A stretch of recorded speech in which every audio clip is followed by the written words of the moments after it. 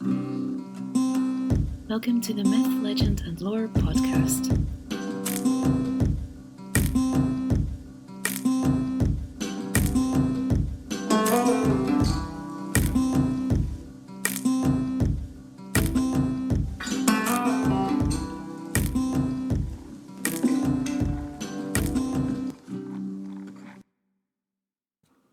Today, I have the great joy of sharing the ambient album Aegishjalmur by the wonderful Munknörr. The inspiration for Aegishjalmur is taken not only from Norse mythology, but Celtic too. The music you will hear today invites you to travel into the deepest forest where ancient cultures lived. I can tell you that this journey will be rather special, and it's been an incredibly enjoyable collaboration with Damien of Munknörr to bring you an episode that not only combines myth, legend, and lore, but the sound of nature and music that will carry you away to the ancient worlds of the distant past. So today, before each track is shared, there is a short description by Damien himself, which has just been fantastic and given me some real inspiration for the section after the song, where we will have a little bit of myth, legend, and lore. We very much hope you enjoy today's episode. Volva. Volva is a mystical and dark composition. The Volar mainly practiced seether magic, which was a kind of sorcery with shamanic roots. Volva used magic for manipulation, good things or darker. Volva has several elements of nature that I recorded in places near my house, such as sticks, birds, and leaves. I see it important to include elements of nature, since that was the basis of the ancient practices. Connect with nature.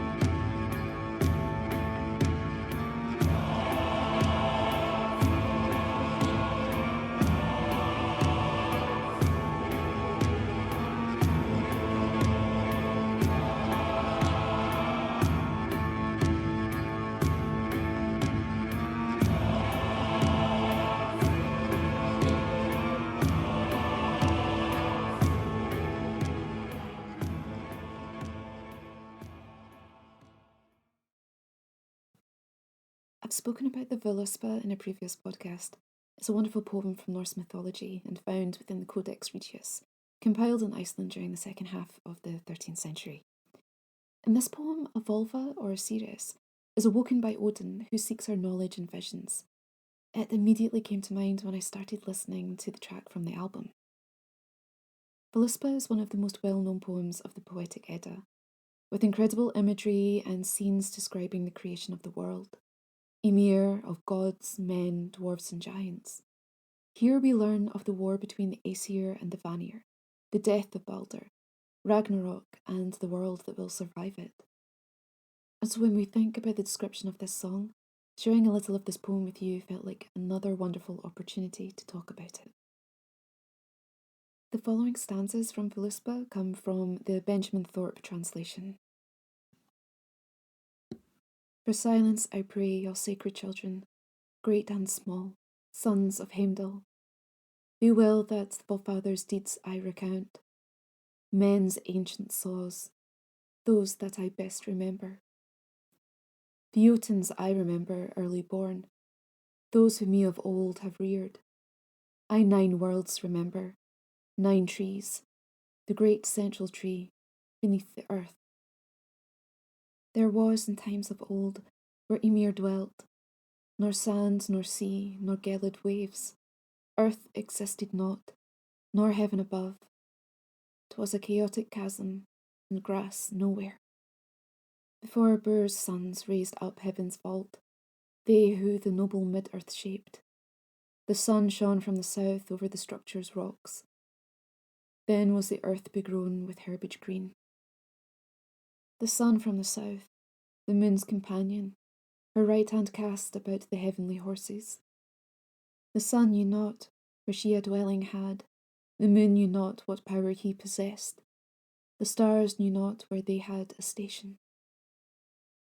Then went the powers all to their judgment seats, the all-holy gods, and thereon held council. Tonight unto the waning moon gave names, morn they named, and midday, afternoon and eve, whereby to reckon years. The Aesir met on Ida's plain, they altar steeds and temples high constructed. Their strength they proved, all things tried, furnaces established, precious things forged, formed tongs and fabricated tools. At tables played at home, joyous they were. To them was not the want of gold, until there came Thur's maidens 3, all powerful, from Jotunheim. Edom Domer, from Damien. Follow the mystical line, but in this case, it has more to do with nature and the contact that paganism makes with it.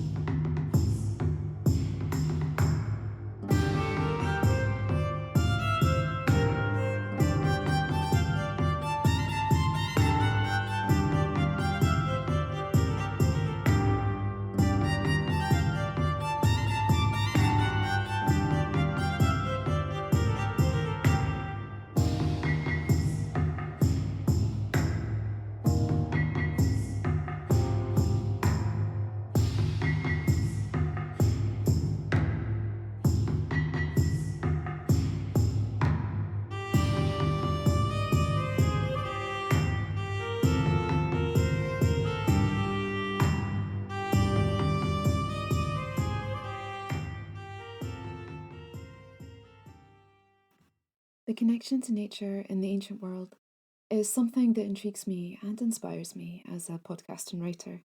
There's a passage from Mackinlay's folklore of Scottish lochs and springs that I often think about. In the dark dawn of our annals, much confusion existed among our ancestors concerning the outer world, which will strongly appeal to their senses. They had very vague notions regarding the difference between what we now call the natural and supernatural. Indeed, all nature was to them supernatural.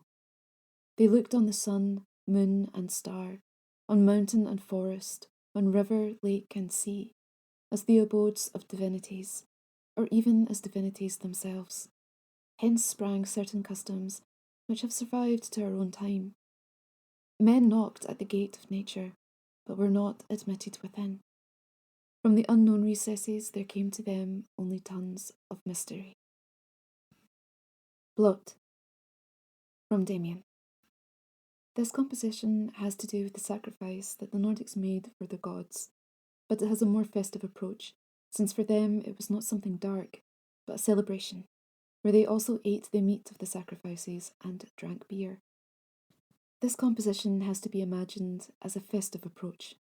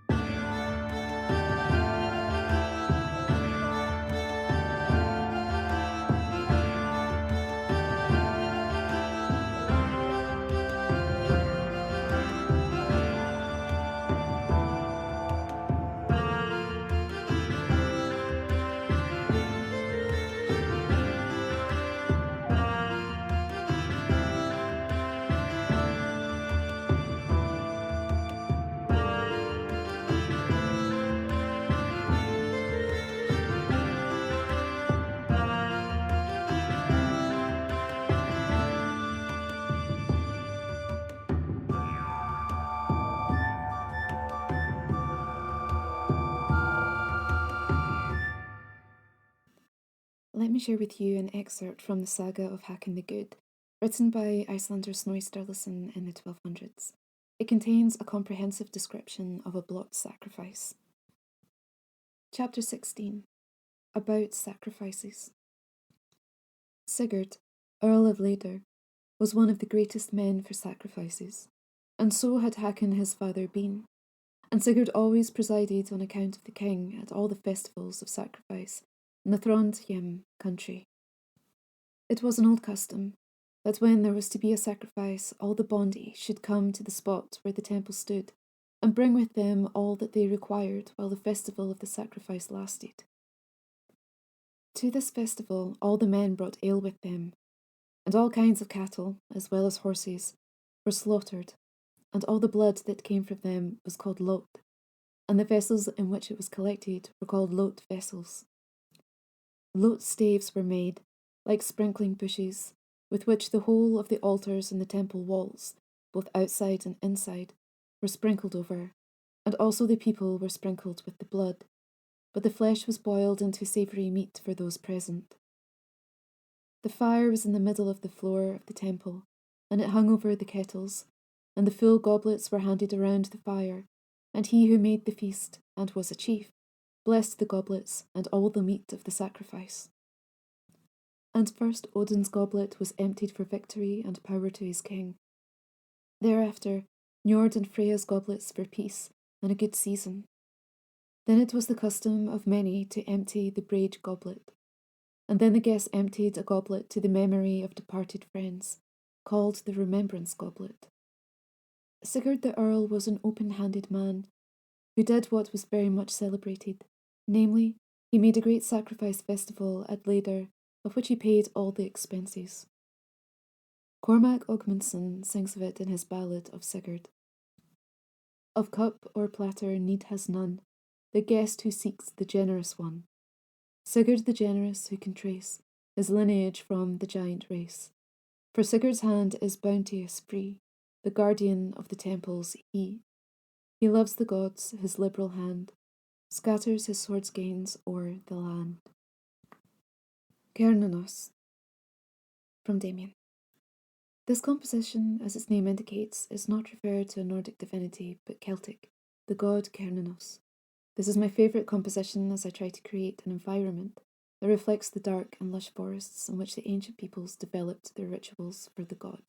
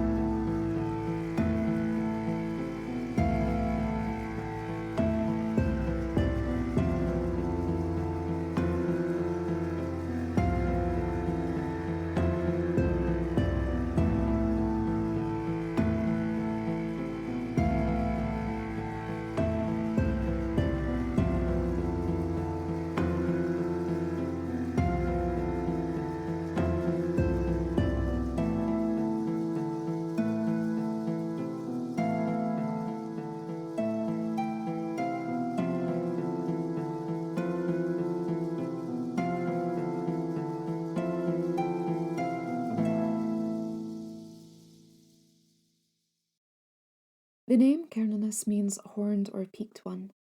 An image most of us might recognise of the god is one where he is wearing not only antlers but the ears of a stag.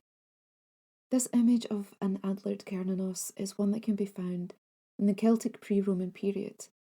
This in itself is quite remarkable. One of the earliest depictions recorded comes from a 4th century BC rock carving at Paspardo in northern Italy. In it, Cernunnos is not only antlered, but bears a torque on each arm and is accompanied by a ram-horned snake. In many carvings found across Europe, Cernunnos appears with a snake.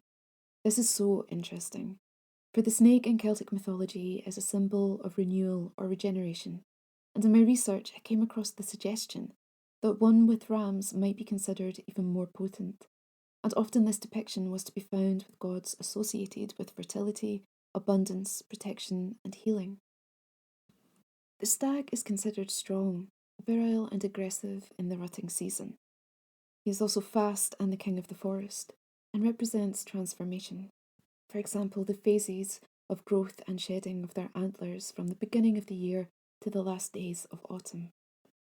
They too represented fertility, which leads me back to Cernunnos. In Britain, images include the god with bowls of grain or fruit. And in Irish myth, there is a goddess called Fleash. She too is associated with deer and connected to energy within the earth and fertility. However, the god Jarrig might represent an alternative to the idea of fertility, for he is more commonly associated with violent death. But he's also associated with the stag, his wild nature, and the more violent aspect of it. I must also mention a hero from Irish legend, who we will soon cover in this series on the topic. It's none other than Finn McCool. Many legends surrounding him take place while he is hunting. As such, he might be seen as the lord of the hunt, and that is a figure who, in one form or another, has been depicted as Cernunnos. What is fascinating is the deeper my research took me, the more an idea began to take shape. The Celts honoured the animals they hunted, with the gods bearing many attributes of those animals that they protected, and their link to the other world. But much more than this, Cernunnos embodies the connection of humanity with nature, with the animals inhabiting the forests, at once a god of the wild and untamed, but also of abundance and fertility. The Gods, from Damien. It is a ritualistic composition towards the gods, and the choirs would represent the gods speaking. There are also background percussive voices, representing a kind of ritual.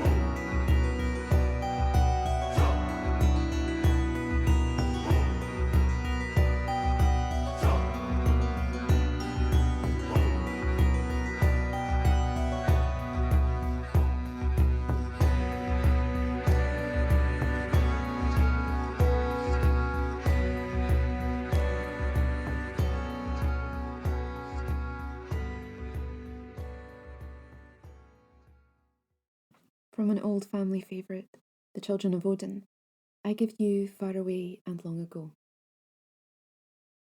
Once there was another sun and another moon. Different sun and a different moon from the ones that we now see. Sol was the name of that sun, and Mani was the name of the moon. But always behind Sol and Mani wolves went, a wolf behind each. The wolves caught on them at last, and they devoured Sol and Mani. And then the world was in darkness and cold. In those times the gods lived, Odin and Thor, Hodur and Baldur, Tyr and Heimdall, Vidar and Vali, as well as Loki, the doer of good and the doer of evil. And the beautiful goddesses were living then, Frigga, Freya, Nanna, Iduna, and Sif. But in the days when the sun and the moon were destroyed, the gods were destroyed too. All the gods except Baldur, who had died before that time. Vidar and Vali, the sons of Odin, and Modi and Magni, the sons of Thor.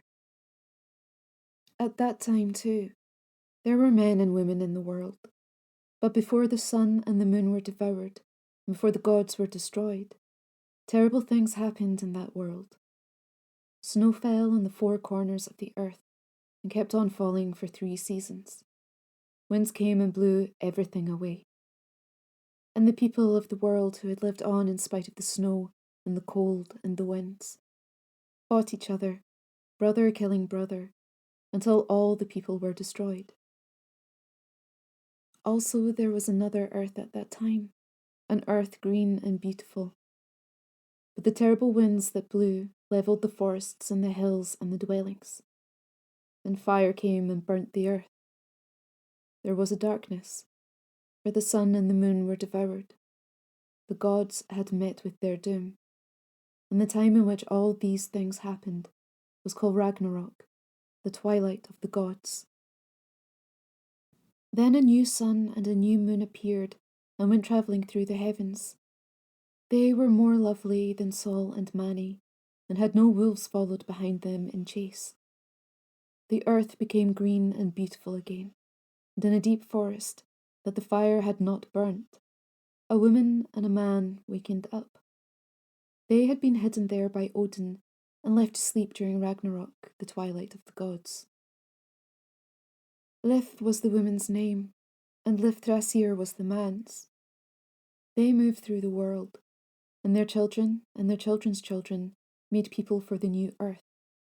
And of the gods left were Vidar and Vali, the sons of Odin, and Modi and Magni, the sons of Thor. On the new earth Vidar and Vali found tablets that the older gods had written on and had left for them there, tablets telling of all that had happened before Ragnarok, the twilight of the gods. And the people who lived after Ragnarok were not troubled as the people in the older days were troubled, by the terrible things who had brought destruction upon the world, and upon men and women, and who from the beginning had waged war upon the gods.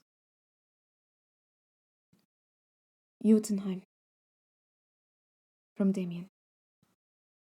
For this composition I made a mix of epic elements with Nordic music. Since Jotunheim is the world of giants in Nordic mythology, I wanted to represent it in the best way, with percussion to recreate the steps of those giants.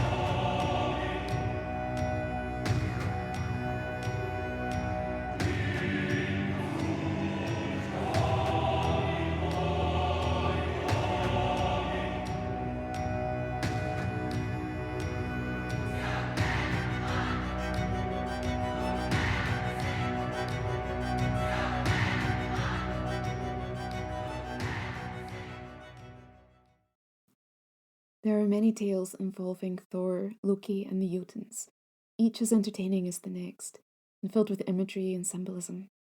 But today I thought I would share something of the Lay of Vafthrudnir. In this poem, Odin the Allfather, under the guise of a man called Ganrad, visits the Jotun Vafthrudnir and enters into a contest of wits and knowledge, with the forfeit being the loser's head. Before Odin departs, he is warned by Frigg that no Jotun is as mighty as Vafthrudnir. I will share these stanzas with you today, 15 through to 31, again from Thorpe. Vafthrudnir. Tell me, Gangrad, since on the floor thou wilt prove thy proficiency, how the stream is called, which earth divides between the Jotuns and the gods. Gangrad replied, Ifing the stream is called, which the earth divides between the Jotuns and the gods. Open shall it run throughout all time. On that stream no ice shall be. Tell me, Gangrad, since on the floor thou wilt prove thy proficiency, how that plain is called, wherein fight shall meet Surt and the gentle gods. Ganrad replied, Vigrid the plain is called, wherein fight shall Surt and the gentle gods. 100 rests it is on every side. That plain is to them decreed. Vafthrudnir said, Wise art thou, O guest. Approach the Jotun's bench, and sitting let us talk. We will our heads in the hall pledge, guest, for wise utterance.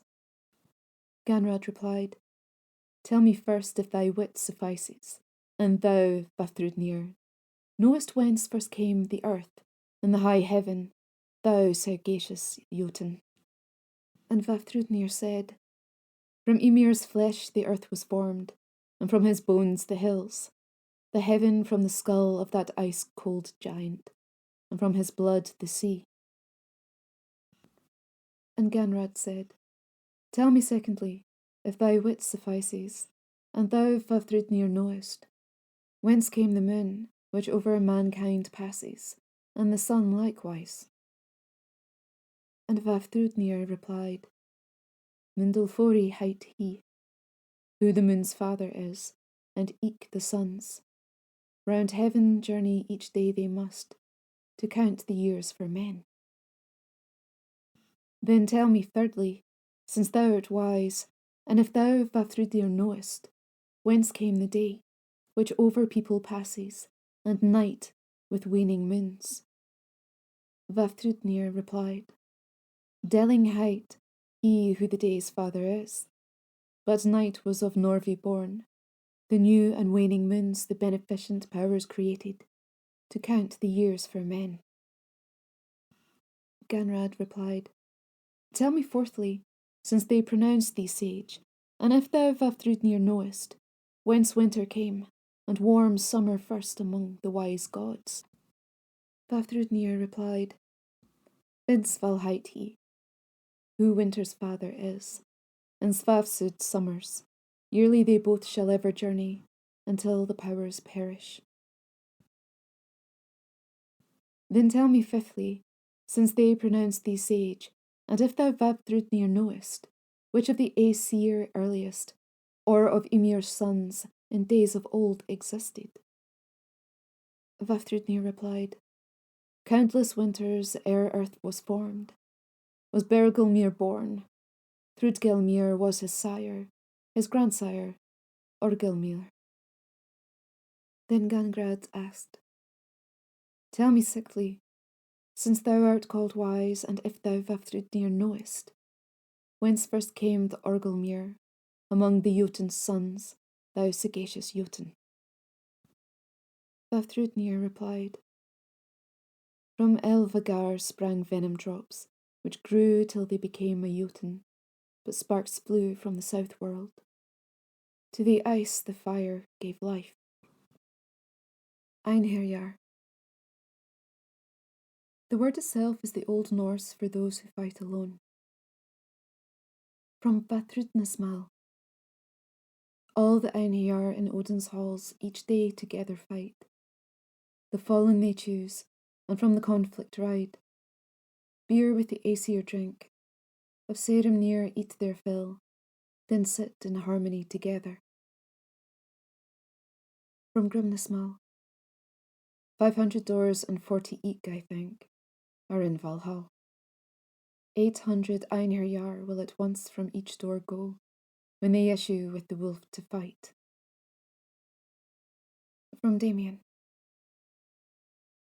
I wanted to represent the path the Einherjar walk with the Valkyries towards Valhalla. The composition begins a little dark due to the death of the warrior in battle, but then it becomes more ambient, and not so dark, because it is ever closer to reaching Valhalla.